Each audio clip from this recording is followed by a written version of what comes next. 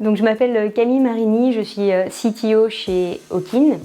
Donc, Owkin est une start-up qui utilise du machine learning pour faire avancer la recherche médicale, et en particulier en oncologie.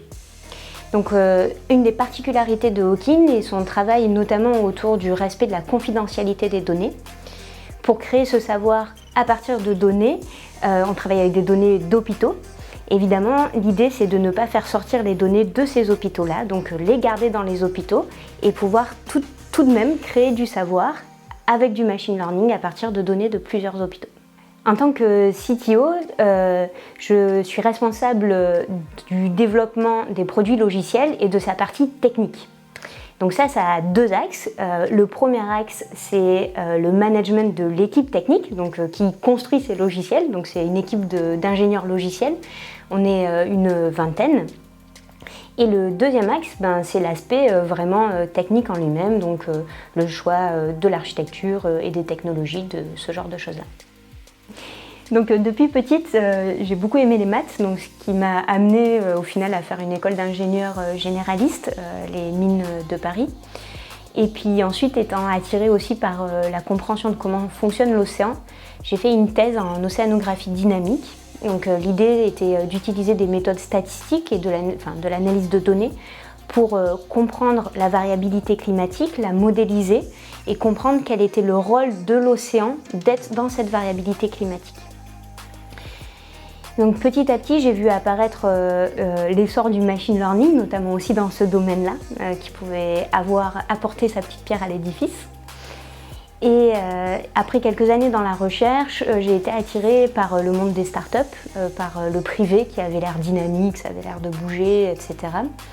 Et donc je suis partie dans une start-up et puis j'ai commencé petit à petit à travailler sur des plateformes d'entraînement de machine learning traçables.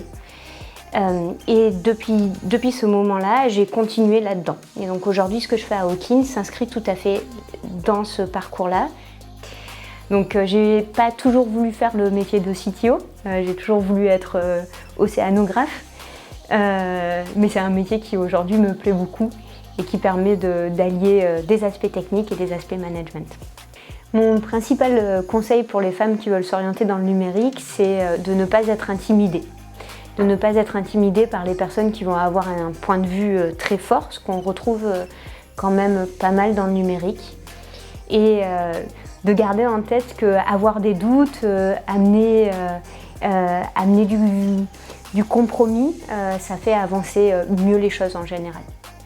Donc le plus gros obstacle que j'ai rencontré, c'est moi-même, mon côté introverti, qui m'a mis une barrière à donner mon point de vue à certains moments et à l'assumer de manière très forte.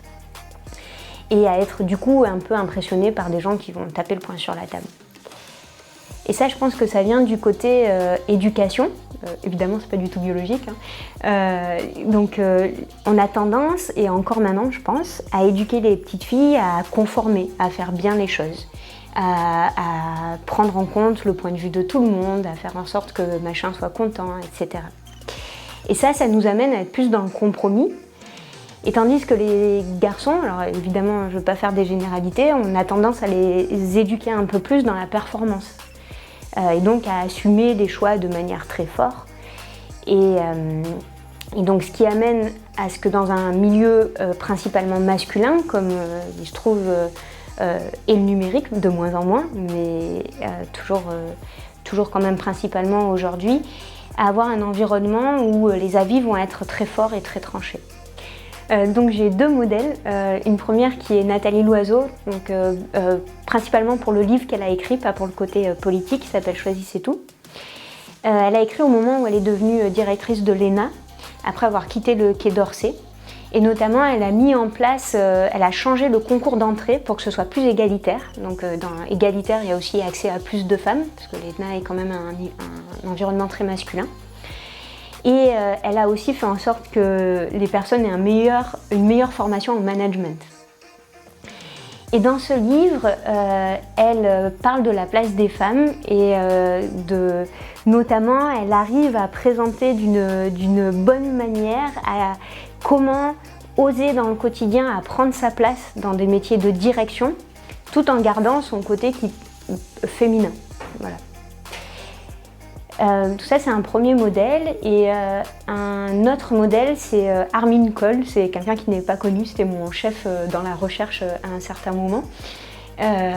Et donc qui a toujours gardé un aspect très technique très fort.